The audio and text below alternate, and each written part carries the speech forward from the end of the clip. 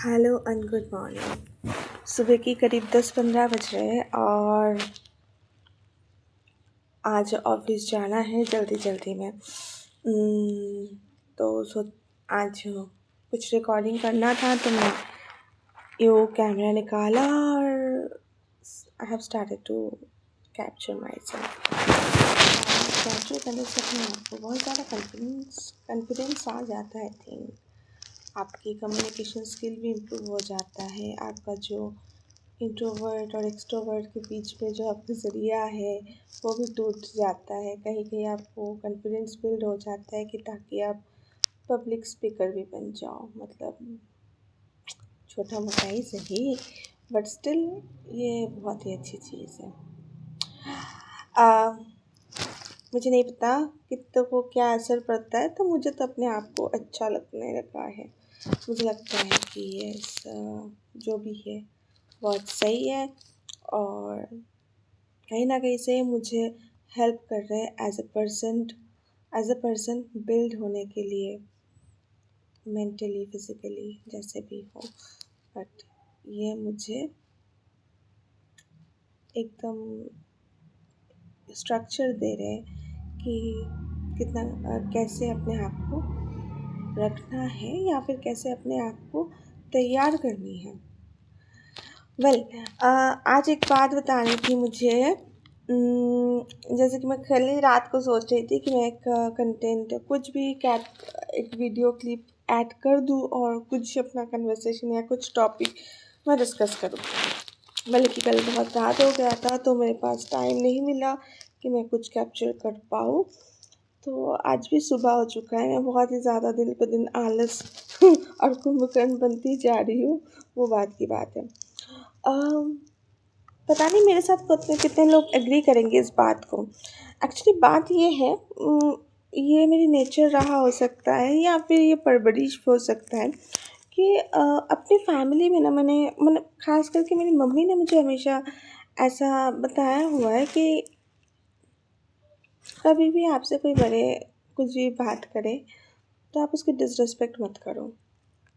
अगर वो कुछ आपको गंदा बोल भी दे, जो आपको अप्रोप्रिएट ना लगे आपके अकॉर्डिंग, तो कभी कभी आपको चुप हो जाना चाहिए। और ये चुप हो जाना ये आपकी वीकनेस नहीं है, ये आपकी स्ट्रेंथ है। भले ही मैं अपनी मम्मी से बहुत ज़्यादा झगड़ेली थी, बहुत झगड़ा करती थी, बस सिर्फ और सिर्फ अपनी मम्मी से, क्योंकि उनके साथ मेरा अलग ही कंफर्ट जोन बैठती है और वो भी मुझे बहुत अच्छे से समझती है। ऑब्वियसली वो मेरी मम्मी है जिसने मुझे जन्म दिया, वो मुझे से नहीं समझेंगे तो किसको समझेंगे। तो एक आदत बन चुकी है लाइफ में कि अगर मुझे ऐसा फील हो भी जाता है कि वो इंसल्ट कर रहे हैं, इंसल्ट नहीं छोड़ो यार, मतलब थोड़ा सा रूड या थोड़ा सा हाई टोन में बात कर रहे हैं, तो कहीं ना कहीं मेरा टोन पहली दफ़ा तो वो थोड़ा सा डाउन चली जाती है, ताकि मैं उसको एक स्मूथ लाइन में उसको डिस्क्राइब कर पाऊँ कि एक्चुअली मैं क्या बताना चाहती हूँ। हाँ, जब जब अपना एक बाउंड्रीज क्रॉस हो जाता है तब भी मैं अपने आप में काली माता के स्वरूप आ जाती हूँ, वो बात अलग है। इस चीज़ पे ना किसी ने मुझे क्वेश्चन रेज़ किया और बताया कि पायल, आपको ना जवाब देनी आनी चाहिए। अब मैं क्या जवाब दूँ? किस हिसाब से जवाब दूँ? आप सामने वाला जो है वो एक सीनियर पोजीशंस पे बैठी है, सॉरी। तो उस इंसान से ज़्यादा मुझे उस इंसान की जो कुर्सी है उसकी इज़्ज़त है। अगर नाउ सपोज़ अगर अपनी मम्मी या अपने पापा आपको कभी कुछ कह दे, आप पलट के तो उसको थप्पड़ नहीं मार सकते ना। बचपन में कई दफ़ा बच्चे करते हैं, बट द थिंग इज़ नहीं कर सकते हैं, ये अप्रोप्रिएट नहीं होता है। अगर सीनियर आपको कुछ बोल रहे हैं जो आपको लग रहा है कि यार थोड़ा सा हर्ष टोन है, बट ठीक है, कोई बात नहीं, आप सुन लो, उसमें क्या जाता है। मेरे हिसाब से पलट के जवाब देना, पलट के इंसल्ट करना, वो अप्रोप्रिएट नहीं होता है हमेशा। कभी कभी अपने आप को भी रोक लेना चाहिए होता है, क्योंकि ऑब्वियसली हम लोग कोई भी परफेक्ट नहीं होते हैं। अपने आप में भी कोई खामियां रहते हैं। हम सामने वालों को सुधारते हैं तो उससे पहले देखना चाहिए कि अपने खुद में कितनी खामियाँ हैं। उम्म, तो हमेशा मुझे ये सही नहीं लगा। मतलब उन्होंने बोला नहीं, आपको तो पहली बात उनको अटेंशन देना ही नहीं है। ना अटेंशन देना ना देना वो बात की बात है, जैसे कि मैंने बताया हुआ है कि वो जो कुर्सी पे बैठती है ना, उसका एक अलग सा इज़्ज़त होता है, एक रिस्पेक्ट होता है।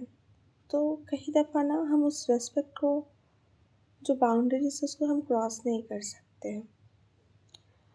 तो ये चीज़ मुझे थोड़ा-सा खटका कि यार ठीक है यार, मैं नहीं बोलती हूँ हमेशा, कभी-कभी मैं चुप हो जाती हूँ। जब बहुत एक्सट्रीम लेवल पे चले जाते हैं तब जाके जो मेरे को लगता है कि ये मेरे हाथ से जा रहा है या फिर बहुत ही ज़्यादा सर पे चढ़ रहा है, तभी जाके मैं कुछ अपना वॉइस रेज़ करती हूँ, वरना मैं चलते चलो it's okay, let it be ऐसे करके। हुँ, इस चीज़ से ना बहुत लोगों को इरिटेशन होता है कि नहीं, ऐसा शायद नहीं रहना चाहिए। पर सुष्मिता सेन की एक क्लिप मैं देख रही थी, जहाँ पे जो सुष्मिता सेन जो एक्स मिस यूनिवर्स रही है, जहाँ पे वो बताती है कि हमेशा याद रखना कि कोई भी इंसान आपसे कितनी भी बदतमीज़ी से पेश आए, लेकिन आपकी जवाब हमेशा रिस्पेक्टफुली होना चाहिए। तो वो चीज़ ना बहुत ज़्यादा हिट करती है कि हाँ यार, वो लाइन कितनी एप्रोप्रिएट और कितनी सही है कि आप अपना लहज़ा नहीं भूल रहे हो। भले कि सामने वाला आपका लहज़ा, वो अपना लहज़ा भूल जाए, बट आप अपने लहज़े में, आप अपने दायरे में अपने आप को रखना जानते हो, and that is very beautiful. ये हर किसी को नहीं आता है। अगर कोई समझता है कि आप अपने आप के लहज़े को, अपने बाउंड्रीज़ में आप अपने आप को बाँध रहे हो, ये बहुत ही ब्यूटीफुल थिंग्स है। ये हमेशा ऐसे हम शेर के जो जंगल हो सॉरी जंगल में जो शेर होते हैं, वो हमेशा ऐसे आवाज़ तो नहीं करते होंगे, है ना? कि वो राजा है, वो इगोइस्टिक वाला कैरेक्टरिस्टिक तो हमेशा दिखाना नहीं होता है ना। जो राजा होता है ना, वो चुपके से काम करेगा, चुपके से निकल जाएगा, बिना शोर किए हुए। ये मैं मानती हूँ और मेरे को लगता है ये कहीं न कहीं ठीक है, क्योंकि टीचर्स को टीचर्स हमेशा टीचर्स ही होते हैं, गुरु हमेशा गुरु होते हैं। गुरु की आदर करना मतलब आप अपने गुरु, अपने बृहस्पति को सुधारते हो। तो एक हिसाब से वो भी मेरे मेंटर हैं कहीं न कहीं, क्योंकि ऑब्वियसली वो सीनियर हैं। अगर वो थोड़ा-सा ज़ोर से बात भी कर दे, तो it's all about my well-being. कहीं न कहीं से मुझे ऐसा फ़ील होता है, क्योंकि वो मेरे कैरेक्टर को डिफ़ाइन करते हैं कि मैं अपनी हाई प्रेशर में, बहुत ज़्यादा स्ट्रेस में अपने आप को कैसे कंट्रोल कर सकूँ। तो this is a learning thing. मुझे लगता है ये लर्निंग मटेरियल है, जो हमें सीखना ज़रूरी होता है।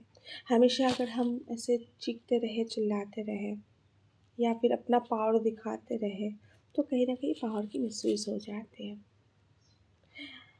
ये मेरी थॉट प्रोसेस है। अगर आपके थॉट प्रोसेस में कुछ लाइक आपको लगता है कि नहीं दिस इज़ नॉट करेक्ट, या फिर आपका कोई अलग ही मेंटल स्टेट है, या फिर कुछ अलग स्टेटमेंट आप रखना चाहते हो, तो आप अपना सलाह दे सकते हो in the comment section. Till then, bye bye.